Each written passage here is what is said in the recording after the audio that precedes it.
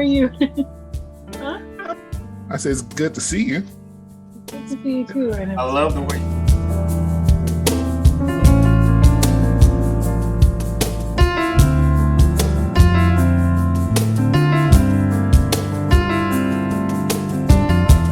See what it says. How do I take my coffee? Seriously, very seriously. Noted. Noted. Are we ready? How's my lighting? You look amazing, love. Thank you, darling. The Thank you, background is glowing. Again, thank you everybody for accepting the invitation. This was it was a heart request because Darlene had shared her heart a number of times. And I felt like, she was saying she appreciates my time and listening to what I have to say, but she's a female and we kind of understand each other, but she wanted to get the male perspective. And a topic she wants to talk about is protection, because she's never had that. And of course, we know the history of our people and why things have been the way it's been. So a lot of our men aren't as open-minded. Right. And they're not doing the work and they're kind of stuck, and to talk to men, talking to you guys, I'm just like, oh my God, they exist. Yes. That's what my experience has been like, Yes. Listening to you all. So I thought you all will be perfect to be a part of this. So Darlene, take it away.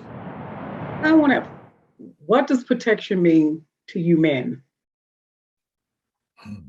As a whole, I don't mean just specific. People just assume protection only should exist because it's a male-female relationship.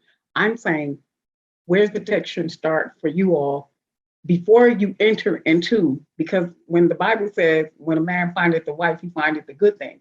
You leave your family and you cleave to that. I mean, before any of that exists, when I entered into this world, protection was supposed to start right there. What does that mean for you all? It means love. Love, I mean, we can go back to the definition of what love is supposed to be. That real love includes that, whether it's the love of a parent, whatever it might happen to be. When you love someone, just like, when you love something, if you're a materialistic person and you got this thing that you really love, you're going to protect it. You're going to take care of it. You're going to guard it. You're going to cherish it. You're going to do all those things. But so much so now when you have a person you're talking about, so love should cover all of that. So for me, protection is not, again, a separate entity when it comes to people. If I love you, if I care about you, then however I'm qualified to protect you, and whatever that means in a given situation, that's what protection means. So, I may not be qualified to do all the things that need to happen when it comes to protection because we may not have that type of relationship. You could be a female friend who is married and your husband is not there to do something or he's not doing something. I'm still going to protect her if we're in a situation where she needs protecting. Where it could be as simple as, a great example, I have a Facebook friend who posted she went out last night to a bar and she went out by herself. She's very good at just going out and enjoying her life. But she went to the bar and she was standing there for 15 minutes trying to get a drink. And she said that a tall white dude walked up behind her and the bartender waited on him when he walked up. And she spoke up about it.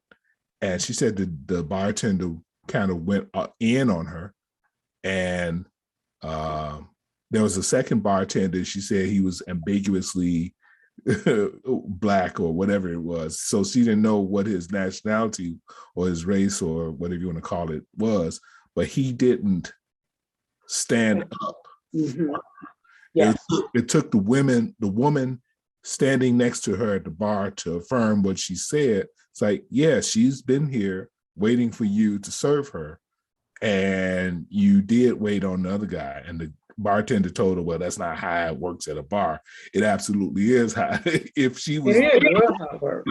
you know, so he went back down. She ended up kind of in tears. It ruined her evening. So I told her, if I had been there, I would have figuratively flipped that bar over, because I don't like seeing stuff like that. Whether it was black, white, it didn't really matter, because he was abusing and attacking a young woman who had done nothing but To you, or say, hey, I'm waiting. walk up to the bar, and she wanted service. So to me, that's what I mean. Protection. I don't love her. I'm not in love with her or anything like that. Right. I'm saying, Oh, I get that. as a person, protection. And see, that's what I mean in when I'm saying generally, because it doesn't stop just because you're in love with someone. You could be with your significant other and see something like that. And I've had it happen. I've seen it happen. And everybody's just standing around. And I'm like, okay, say something.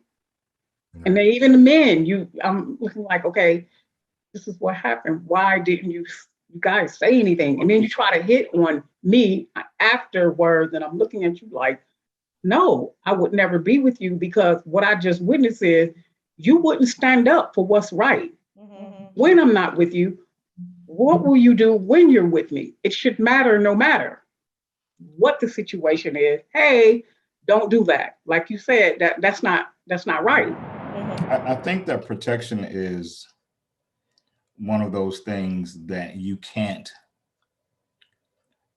just give a loose definition, because it looks different for everybody. Right. The person who's experiencing the protection defines protection. You can attempt to protect someone in the way that you think is protecting all day long. And if it's not the way in which they feel protected, then you've done nothing. So the definition comes from the person who is receiving the protection. I'll give you an example. You may have a woman who feels like a man covering her financially It's protection. her, Mhm. right? Well, Right. if that's where he thinks the meat of his protection is, then he doesn't take fidelity as seriously. He Right. doesn't take whether or not he puts his hand on you as Right. seriously. You know, he goes, you can see because I paid that light bill. You have a roof over your head because I paid the rent or the mortgage, and I'm protecting you. And you may benefit from those things and feel 100% like you aren't being protected, because that's not the protection that you desire. So the protection looks like the need of the person. Right. I feel bad for the lady in the bar, Kennery, because that's just a horrible scenario, and I think that it can be unfortunately lumped in with the whole protection concept, when in actuality, I will almost not drink at a bar before I go to a public bar and try to get a drink. I mean, since the day I turned 21, it's hell. It is just an awful experience, you know. So you get this lady, I don't know, you know, what may have been noticeable or non-noticeable about her, but it's hard to miss a 6'5" white boy. You know, so he walks up and he gets seen and he gets his drink, and it might not have been an overt dismissal of the lady, you know, because these bartenders are so overwhelmed, they turn around and see who they see. Now, would we like them to be a lot more conscious, you know, about who's been standing there and yada, yada, Right. yada?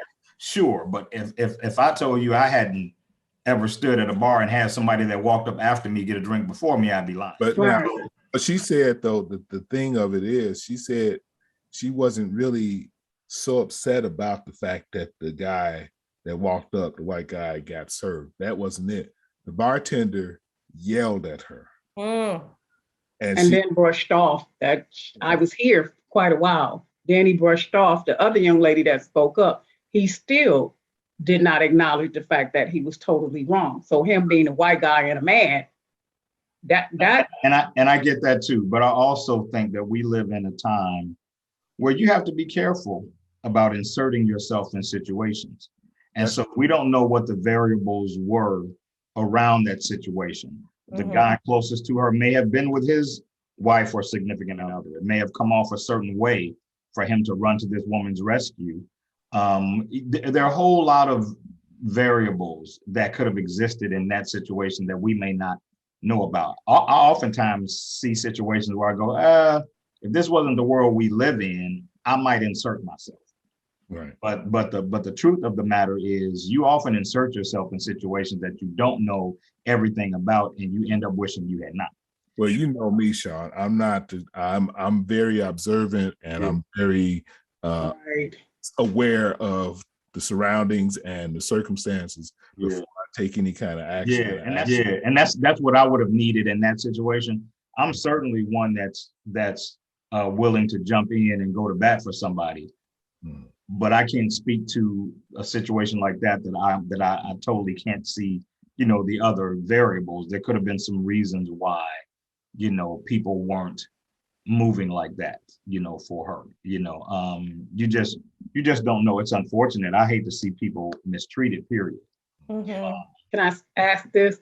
If it was your significant other and she went out with her girlfriend and that happened to her, how would you have taken that? Would you have said, asked her, what were the variables? Because what I'm hearing is, yes, I understand you may risk your life, you may not. But in that situation, her life wasn't in danger. So when the young lady, it always, and no offense, it always takes most of the time us women standing up for each other in those kinds of situations instead of men that are around saying, hey, hold up. Keep things in perspective. We're talking about a drink. We're talking about a drink at a bar. So no, it wasn't the drink in the bar. It was the way she was treated. I'm not talking about the drink. See, that's the problem. I'm not speaking about the drink. I'm speaking about the action behind the drink. Why does she have to be treated that way? Instead of him saying, you know what, ma'am, you're right. Hey, let me serve him. I'll serve you. He yelled at her, then continued again. Then he continued to talk to another woman stepped in. See, it went beyond the drink. It wasn't about it was about the circumstances. Hey, this is how you just treated me. I'm standing here for 15 minutes or more. He walks up and you serve him right away. What do you think your significant other's reaction would have been? The same. It wasn't about the drink, it's the principle. Hey, don't do that. That's disrespectful. For one, you disregarded me. Two, to the point where another female, not a man, stepped in and said, she's right. And then he still continued to disregard what was going on to two females, not one, two. So that could have been your significant other and maybe one of her friends or all of her friends saying, you're wrong. I don't think you can remove the fact that, one, this is a situation where nobody's touching anybody. Right, nobody's. Right, so at what point do you decide this isn't worth the equity or the currency that I'm spending on it? Then doesn't become. Not in a bar over a drink. No, that's not what you still keep saying. No. I'm not harping on the drink. I'm talking about the scenario. The scenario. Yeah, the scenario. When does that not you gotta let me finish, though. You gotta let me finish. The scenario is dictating what's happening. So just because we mention where it is and what started it, I'm not focusing my attention on the drink, but I am saying that this scenario is not worth the equity it could cost. It's just simply not. And so, but how do you know what the equity would cost if we don't deal with it? But that's saying not, let her just that's get not the play. You're in a bar. You're in a bar. You're in a bar. You're not at a meeting at work. You're not in a church conference. You're in a bar. And so to me, the equity that you're willing to spend the minute you cross that threshold is a different equity. And so what I would say to my significant other is you have to be wise. There's an old adage that says pick your battles. Right. We have been and dealt with slights our whole life. So when we get them, we have to look at how they're packaged. Is it worth the sweat equity in that moment? I mean, I got on an elevator in college with a tall racist white boy, and somebody bumped one of the brothers on the he bumped into one of the brothers on the elevator, and the dude said, "Man, excuse you." He said, "What are you, one of the special ones?" So at that moment, you decide. We know this is wrong. We know it's not fair. Do we stomp this dude out on the elevator and get kicked out of school?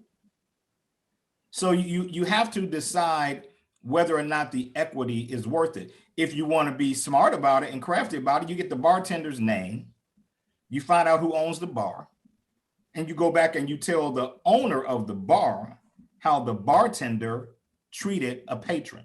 Right. But I don't think that that's a fair situation to be created to make men in general not be standing up for women.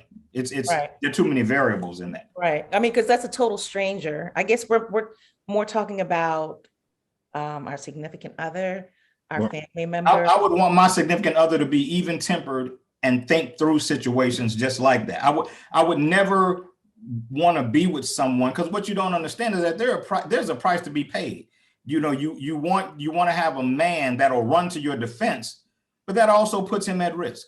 Right, because people are crazy. Right. So you have to be willing to carry yourself in a way that doesn't put him at risk just because you want it to be proven that your man will fight for you. Exactly. You know what I'm saying? And I've seen ladies do that. I agree with that, because I mean, people are pulling out guns, they're pulling out knives. Yeah, I get the time now. It was just a general. Let's just talk. I mean, let's just process it really quick, you know? And of course, it doesn't have to be male, female, but that's what's in the pictures. And doesn't have to be gun specific either. Exactly. But I see a team. That's what it should be. Yes. I see a team. You know, those pictures. You got each other's back. Yeah, I see a team, and I don't want a relationship that doesn't function that way. Yeah. You know, this kind of goes back to what you all were talking about in the beginning, where what Kennedy was sharing about. He was in a situation with his girl, and in the meantime, you know, they're like strategizing to make sure that they come out safe, they come out alive. Right. Yeah. This looks like, I'm very triggered by this photo, actually. This looks like exactly what I was thinking when we were initially talking about, or you guys were initially talking about the bar. Protection. The incident at the bar. Or protection or lack thereof. Right. And these were my thoughts, basically summed up in this photo right here, which is that, again, speaking on the long-standing historical and generational trauma that we're all dealing with, some of us are not dealing with. I see, especially having been raised in a family that's mostly women, I've, come from a long line of I'll do it myself women.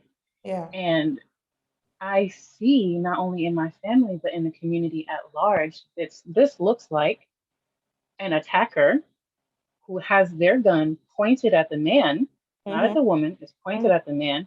And the woman is taking a gun from behind the man, from his hand. It looks like she's taking it out. Like, she is the one that's going to shoot the man that's attempting to shoot her man. But the man had the gun for their protection, ultimately. And see that I love this, CHAR, because it is a great illustration of when I say, and me as a photographer, of course, life becomes a lot of photography metaphors for me. And so because of Amber's history and family history, it dictates the lens that she sees that picture through. Not that it's accurate or inaccurate, it just dictates how she perceives it. For me, the significance is he sees the man as the threat. That's why he has the weapon on her. Right. Not prepared for the fact that they are a team. He sees the threat in the man. He's not worried about what the woman will do. Meanwhile, he doesn't see her strength. Yeah. Doesn't see her strength. Doesn't see what she's capable of. Right. right? Because he's so, and it's not lost on me that that's a Black man, right? So all of his perception of threat is coming from this sizable Black man, but he's not alone. Right. And Right. so the woman that he doesn't think is any threat to him is the one that's actually going to blow his head off. Right. Because he's not expecting a threat from her. He's Right. decided Mostly they that don't. Black man is where his danger is. Right. Because he's stronger of the two physically. Well, but Stronger and historically has been labeled Right. that way. You know but what I'm saying? that's the misconception, because her strength is in the fact that she is willing and able to do the same thing that he can do. But he doesn't know that though. That's but the Henry doesn't know that. Here's the deeper part. If they weren't a team, she wouldn't have known he had a gun in his back. Come on. Mm-hmm. There you He go. knows he had that gun back there. So when they left the house, their team, she knew where the gun was. Exactly. You know what I'm saying? That's a team right there. That's right. That's right. You know he always packing. That's right. Exactly. Let me go to the other one. That's what I've always dreamed of. It's me and you against everybody else. Yes, Sean. Me and you, whoever the adversary is, they never coming for one of us. If you come for one of us, come both of us. That's right. I got your back. I got your back, literally. We're gonna be invincible, baby. And they are defending what the other can't see. Exactly. Right. Exactly. That's why these pictures, that's why I shared them with CHAR, because they're like, for me, they are simply exactly what they say. Yes. You know. Yes. Sean, especially Darlene, I want to acknowledge that too, because when Kennery and I were talking with her, this is what came to his mind. And Darlene, we want to come back to the original, your original questions about protection, because I want her to share her story, and I think she's just not heard yet. So I'll let you finish, Sean, and then we'll come back to Darlene. Okay. See, here is magic in these moments, and Amber, you've been quiet. I'd love to hear what you're thinking as you listen to all this play out. But here is the magic of these moments. We often come to these moments with what we feel is the right answer already cocked, and so we're not necessarily, just hear me out. We're not necessarily looking for an answer as much as we're looking for an affirmation to what our particular perspective already is. And so then when we get one that rebuts what our position is, then we don't necessarily feel like we can receive that, when in actuality, it's giving you another lens to look at it through. It doesn't mean that it's a right lens or a wrong lens. Oh, It's just a different lens to look at that scenario through and go, okay, there is some merit here, just like there is some merit on that side. And so that's why shows and gatherings like this are important to me, because we've got to start listening. We've got to start having this dialogue with the intention of getting something different. Yeah. Another quick example, when I was in high school, I was with my girlfriend. We had just left school. We were standing on the corner of 63rd and Cottage Grove. Anybody that lives in Chicago knows 63rd and Cottage Grove back in the 80s was nothing nice. So we're standing at the bus stop, and a guy walked up and asked me what time it was. Back then, you already knew what that meant. If some random dude walked up and asked you what time it was, and it wasn't a dude that looked like he cared what time it was at all. So he saw my watch, and he came over and he asked what time it was. And I gave him the time, but I knew what was coming next. So he asked for my watch and whatever I had in the bag. And before he even got over there, I told my girlfriend, I said, be ready for anything. Just be ready. If you have to run, then I need you to run. But just be ready for anything, because this dude is crossing all the way across the street, and he's about to act something stupid. So I didn't have any weapons on me, I don't know. I couldn't spot whoever else was with him because they usually would do it in twos or threes. So I knew fighting was not an option unless that was the only choice that he left me, because I was not by myself. So the decision had already been made. I'm going to give this dude whatever I need to give him to keep my woman safe. If it was me by myself, then I don't know, he would have known he was going to fight if it was 2, 3, however many it was. Right. And I had a friend down the street anyway. So that's what, and she was level-headed enough to understand. I prepped her and we were on the same page. Mm-hmm. So that's basically what he's speaking about. And it's a situation by situation type of thing.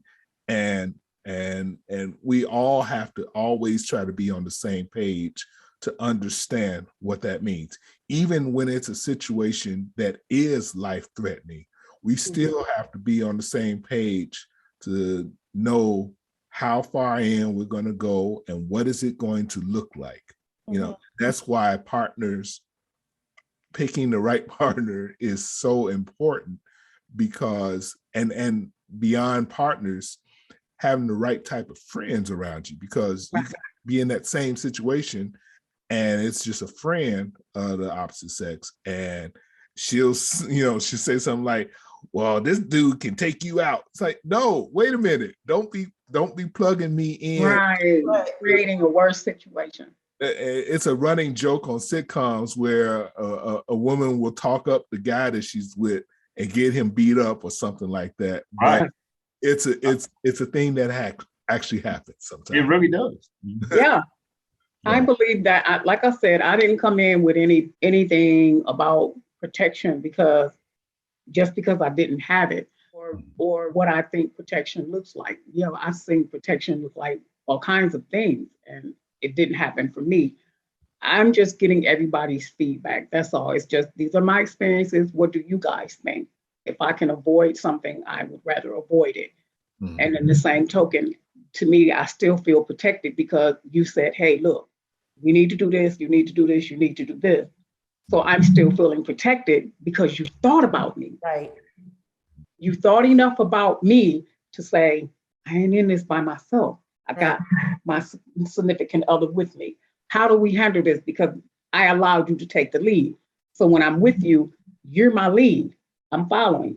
So thank you for that, both of you. I didn't go, again, I'm always asking questions, whether I experienced something or not. It's just, that was one of the things that was heavy on my heart is, I don't know what protection is. Let me find out if anybody else has experienced what I'm experiencing. Mm-hmm. And let me paint this scenario really quickly, Char. You when you're leaning on your significant other, for example, in that situation, if he assesses the variables that are around at play, and his decision is that you all should walk away, you're still being protected. That's right. Yeah, that's what I'm saying. So protection doesn't always look like this overtly offensive move. Yeah, that's what I was saying. I don't, when he said that he told her, if you got to run, you got to run, to me, that is protection, because he's saying, I need you to get out. We need to get out of here. If you got to run, just go. I'm protected. He thought enough. That's what I said. He thought enough about her to say, way before time. To me, I would have loved him more because he did. He took the time. He didn't just jump out there. Yeah, I'm big and bad, because I've had that happen, and you almost getting us beat up and killed. Mm-hmm. Don't do that. Then I got to grab you and say, no, just leave it alone. He didn't have to do that with her. No, I don't have to be the only one thinking, what do we do? He's thinking too.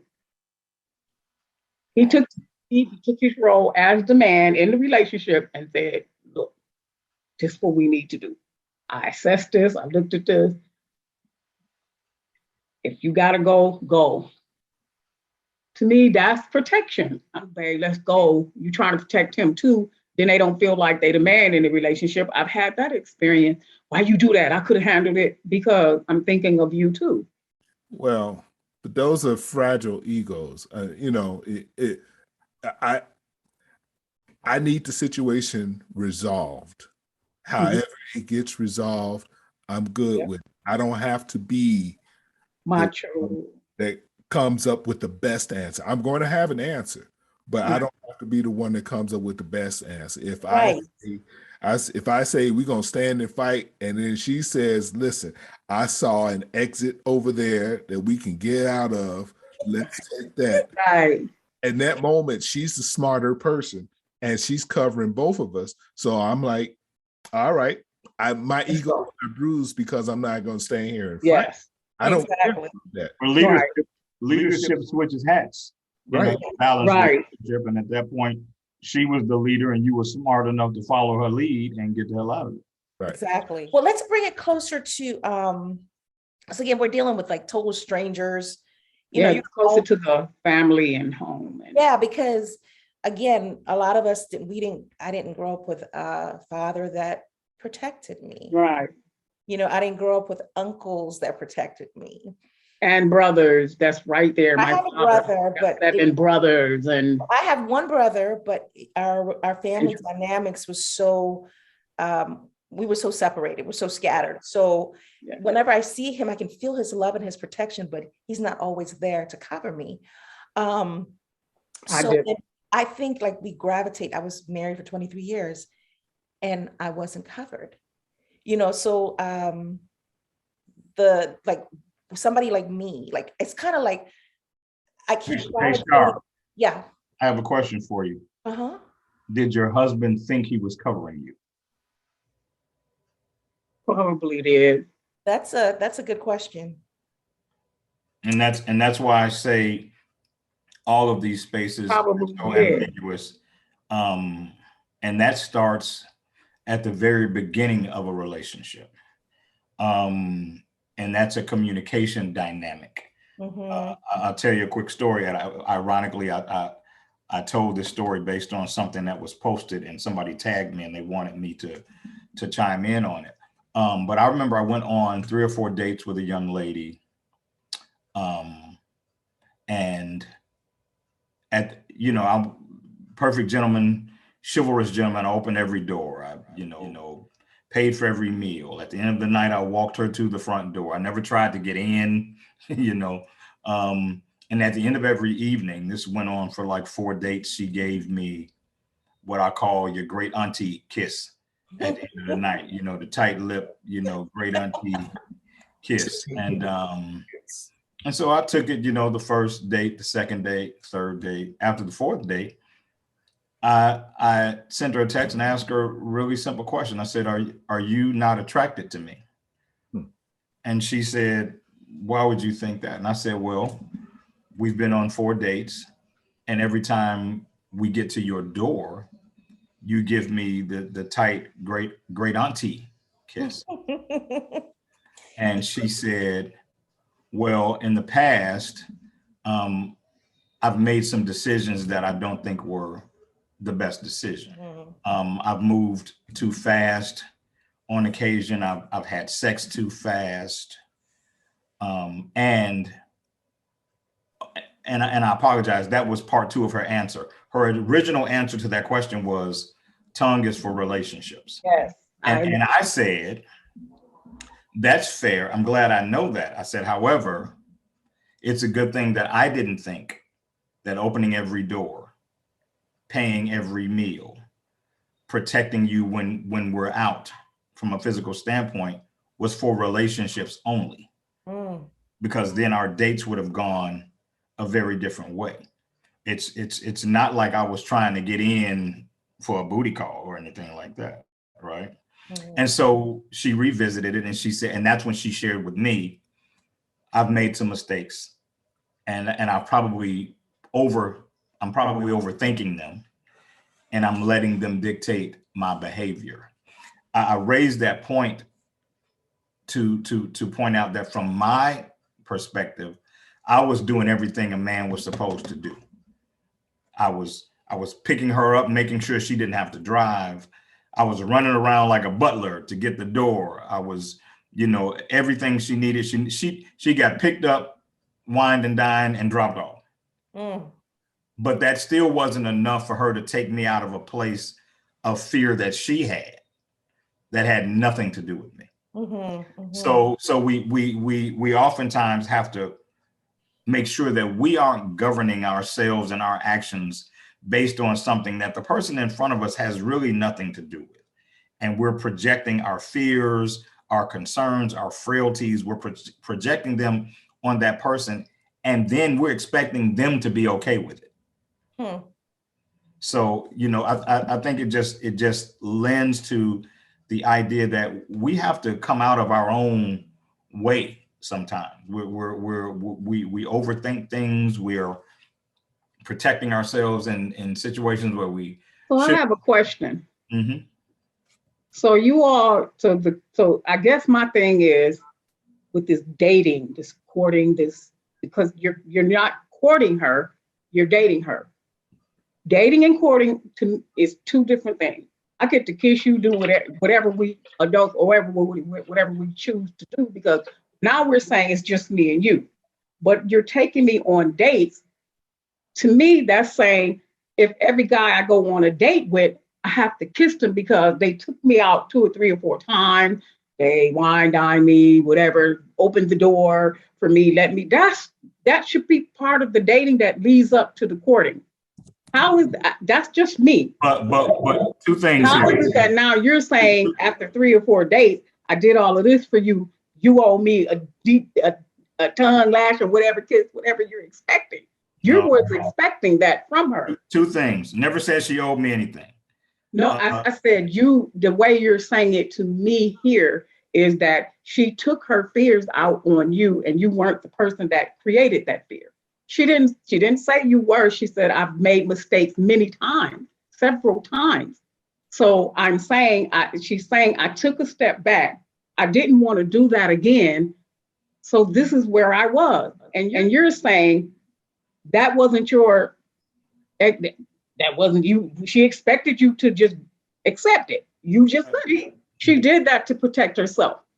But she Absolutely, but she did that to protect herself based on her fears that I weren't. Oh, and that's all she had. That's all she had. Is that's what she's working with. But Darlene, it's again. I guess you have to help me with this one. This goes. These are not the same thing. These are not the same thing. And for me, come on, Amber, because we haven't heard anything from you.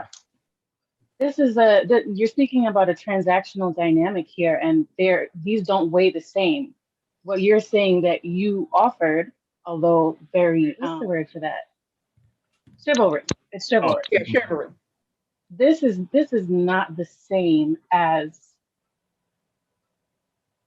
the emotional involvement that sort of affection. They don't weigh the same.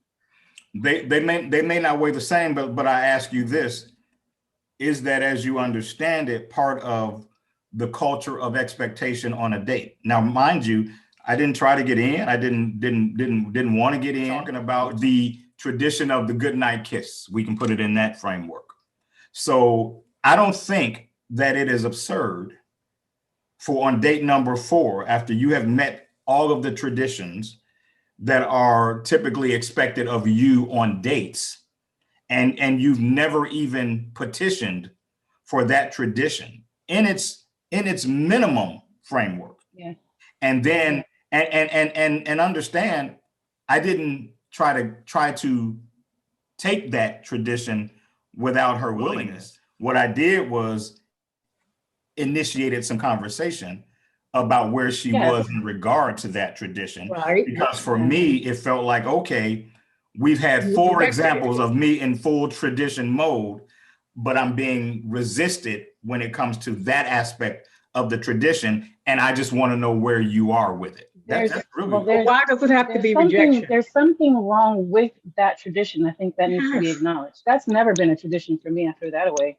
That has never been applicable to me at all. But I don't think that it's wrong in the sense that it's too fast or slow. I think that the thing that's wrong with the tradition is that the tradition doesn't dictate anything. It's an organic moment.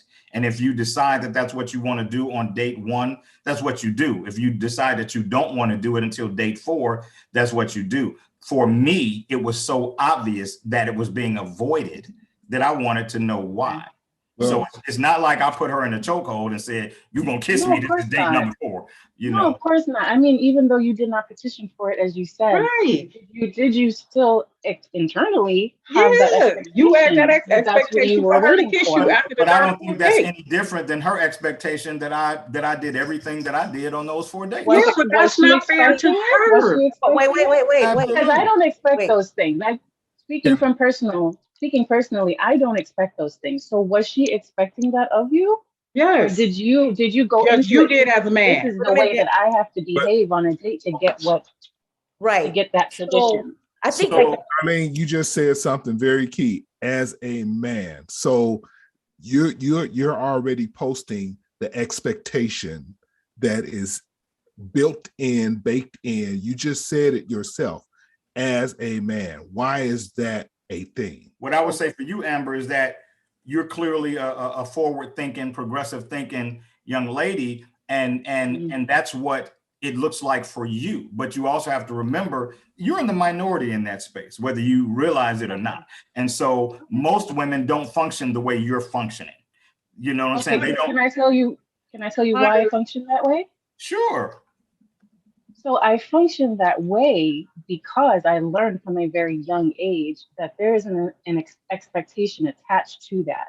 Yes. Not only that, I mean, I was raised to just be self-sustaining and proficient. Like, it's very nice to have your doors open for you, but like, little things like that. I can do that. I can do that on my own. But also, I become a little bit suspicious. I haven't dated in 10 years. I should probably preface that by saying I haven't dated in a decade. But if I were to go on a date and someone is making it a point to open every door that I come to, I get suspicious of that because I do know that there's an expectation attached to it. But I would have to challenge you on that Yes. because some men were raised that way. They were raised in that tradition, and they aren't keeping That's tabs okay. on every time that they do that. Just like I did with the young lady, I didn't challenge her right to do that. I asked her whether or not I was reading her energy correctly or incorrectly.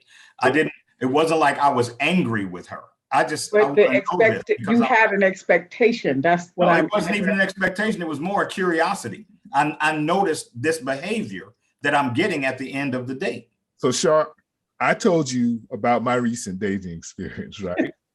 and it was very similar to that. So here's the thing: what the point that I think you ladies are missing here. So I went out on a date with a young lady. It was my first time going out on dates since I got divorced. We went out 4, 5, 6 times, and we had a great time. She's a beautiful, intelligent young lady, and just had a great time getting to know her. But like Sean, I got a vibe of, well, what is this? Is this simply platonic for her? So I asked the question. The point is, when you don't know, you ask. So I think that it was very respectful to ask. It has nothing to do with the fact of whether the expectation is there or not. If we're attracted to somebody physically, we don't have much control over that attraction. How we act on that attraction is what counts. So I asked the same type of question that Sean asked. And I was like, well, so what is it that you feel like is going to come out of these days? How do you feel? Are you attracted to me, or is this a platonic thing? And she couldn't really answer the question, which was the answer that I needed, because that said that I'm not in that space with you. That didn't say that she couldn't become there, but generally speaking, we all know if we are attracted to someone in a physical manner when we first meet them. Now, everything else comes through knowing and learning that person, the other part of the attraction that goes way beyond the physical. But asking that question when you just want to know how to proceed, because you don't want to disrespect anyone, you don't want to have false expectations, and you don't want to for lack of a better way of putting it, waste both of your time. You know, so it's And Kennery, and to not be interested in someone doesn't mean that you have to be inhumane. And Right. so that could have very well been someone who did feel like, okay, Kennery's a nice guy. I'm not feeling him in that way. I don't feel the need to be inhumane in my rejection of him. I've been rejected both inhumanely and kindly. And they feel very different. Neither one of them feels good, but they feel very different. And So Sean, were you finished? I have a question for you. Yeah. I have a question for you. How did you feel about, was the date over once she said that to you, or were you still interested? Well, this was following the fourth date. And I actually think that where this went is as key to the story as that chapter. So we talked, she conceded that she had some guards up in some ways that really weren't about me. And we went on to be in a relationship for 6 months. Oh. Yeah. Okay. And so my point is the dialogue is the beauty of that story. The fact that I engaged her, I let her know what I was thinking. It gave her a picture of how her energy was being received. Right. And so she could govern her energy in a way that made sure I wasn't getting a message that she didn't intend. And here's the other kicker. We never had sex. Because that wasn't what it was about. It was about the energy that you're giving me that I can't diffuse. And because I can't diffuse, I'm not going to guess. I'm going to approach you like an adult and ask you, where are you? What are you thinking? For the 6 months, for the duration of the relationship? That we didn't have sex? Yeah. Yeah. So has she kissed you as you were expecting, then what would happen? There were no expectations behind that. I don't know why. That's what you said. Why would I say something other than what I meant? You said that after the third or fourth date, when she kissed you into auntie kiss way, you wasn't expecting that. So No. I said that I decided that she must not be attracted to me. Can I ask something? Yeah. I didn't hear the ending of what you just said, Darlene. You cut out a little bit after. I was saying that when I asked you if she had a kiss, if the woman, whoever had kissed you, would your expectation been what you expect through tradition? Because that's what you were saying. Traditionally, you did all of this because the kind of man you were raised or being, and she gave you this auntie kiss after each whatever, and you weren't expecting that. Because after 3 or 4 days, you wined, you dined. This is what you said. I'm just summing it up. You're paraphrasing, not accurately, but you're paraphrasing. But go ahead. Yeah, I'm just paraphrasing. Would it have been different, a different reaction had she kissed you as tongue, which she said, you don't do the tongue, whatever. Would that made you feel different about her? Has she kissed you? Hear me out, because you said it was about attraction. You didn't know how she felt about you, if she was attracted to you. If I don't kiss you, you're saying, then I must not be attracted. I'm speaking as a female on a date. If I'm not kissing you, then I'm not attracted. I could possibly not be attracted to you. I'm saying that after 4 dates, it's worth me to ask. I don't know what you're thinking. I don't know whether you're attracted or not, but why does it have to be the fourth date? I do know it was 4 dates. That's why. I do know how that makes me feel. And so I engage and I ask. It's no different than had I taken it. Would we be having this conversation if I picked her up and didn't pay for anything? That's what I was about to say. And didn't open any door. Right. Would we be having the same conversation? Because she would then be able to come to me based on my behavior and say, is this something that you have a problem with? Or is that something that you don't do when you're interested in a woman? So to me, I think what's being missed here is that everybody has a right to read the person's energy the way they're receiving it. And if you're wise enough, then you engage and you get clarity, which is. I'm not disputing any of that. I just simply asked, It just, the question came up in my mind, and I'm just. Well, it sounds like you're saying, okay, had she kissed you, then would you expect sex in 2 weeks? That's No, like we're going. no. But the expectation doesn't change. That was just a part of the scenario that was noticeable, and I asked about it. No, the question came, and I'll repeat it again. Would have negated that she was attracted to you? That's what I said. If she had kissed you, okay, would have said, hey, she's attracted to me, as opposed to her not kissing you, she might not be attracted. Let me give you this scenario. I performed at a brunch today.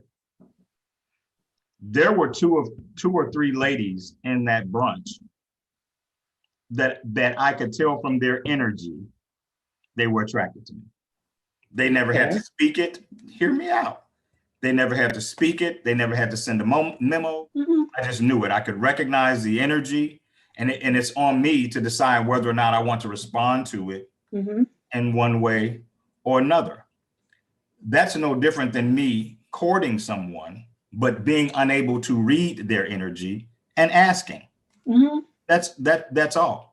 Sometimes there are people, you have friends now, Darlene, that have been attracted to you for 10 years and you don't know it. Because you can't always read energy. It's not always that obvious. It's not always out there for you to display. You may have some that you sense they are and they haven't spoken about it. There is no guarantee with something as intangible as that. Who hasn't found out that for 5 years somebody liked you and you never knew it? Because the energy didn't dictate your curiosity about it. There was nothing about it that made you think, I want to explore that. You might think, and let's look at Amber. Amber's a young, beautiful lady. But she also carries herself in a way that she probably has solid friendships, platonic friendships. I bet you that there are guys in her platonic friendship circle that are quite attracted to her. They might not think it's a wise move. He said no. Amber, you want to speak on that, please? Because she may not be aware of it. Kendrick, she may not be aware of it, but not anymore. Not anymore. You said not anymore. Tell them why not anymore. Not anymore. Did you? Not anymore. Why you speak on it? Killed them all. Amber, can you speak on it? I have actually had, and I talked to Ezra about this. I have had this problem, I guess you could say, with both men and women throughout my life since I was little. Little like middle school, high school. With having people who are attracted to me and kind of feel like I'm not approachable in that way. So they'll try to be my friend. And at some point in the friendship, it will come out that they want to be something more than friends. And then when I tell them, no, I'm not interested in that, we're not friends anymore. Right. That's so wow. That's a whole different. Yeah, that's my problem. Be attracted to me, and then if I'm not responding to them the same way, now you're mad. You don't want to be my friend. You don't want to talk to me anyway. Well, you have to. I was telling you that, CHAR. You have to understand how that works. So sometimes it's not. No, I understand how it works. I don't want to be your friend. Sometimes it's, well, I like you so much that I don't know how to be around you without those feelings. And so I need to remove myself either temporarily or permanently. I mean, we can't control who we're attracted to, So it just I get it.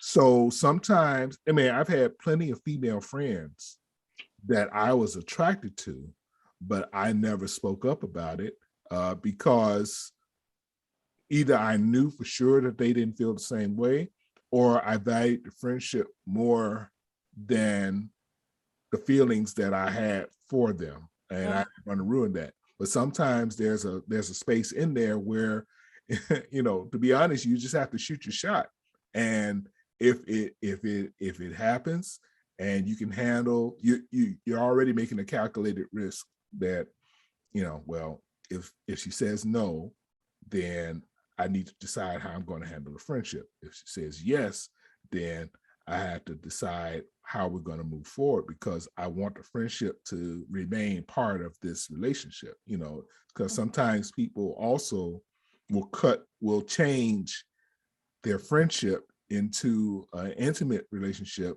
and that'll ruin it just as much as not having a relationship and losing the friendship. So you have to kind of make choices. Unfortunately, everybody's not good at navigating those spaces, and it's nobody's fault. It's not the guy's fault for being attracted to a woman, taking her out, and wanting, you know, desiring a kiss. He's attracted to her. Let's not make that into a thing that is a bad thing. Everything is about how you respond. Okay, so I have to say something about that, because I know what you're saying and I agree, because that's the way it should be. But for women, for some reason, like I have to say, Sean, this is what I've been trying to say to you. I commend you, because it proves that you weren't whining her and dining her and treating her like a lady just to get between her legs. You know what I mean? You were friends with her for 6 months. You know, that's an unfortunate reality that I think you guys don't get the credit for dealing with, because you will have fake friends. You will have men that position themselves as your friend solely so that they can stay close to you and continue to pitch you on how great a guy they are and how great a choice they are. And so you guys have to have a wall of defense up at all times that is unfair, based on what the history of men has shown you is possible. And so I 100% get that.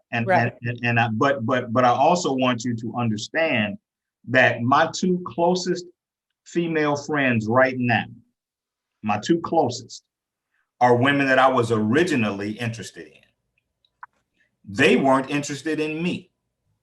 But for me, if my energy is drawn to you in that way, here's where the carnal screws us up. The minute, say I read an energy from Amber, and I'm like, oh wow, Amber's amazing. That energy doesn't mean romance. It doesn't have to. It could mean Amber's supposed to be like my little sister. But we're so carnal and frail that the minute a man and a woman feel a mutual energy, we think romance. Right. So for me, I go, okay, they weren't interested in me, but my attraction to their energy was real. Right. So there's something there that I'm supposed to pursue.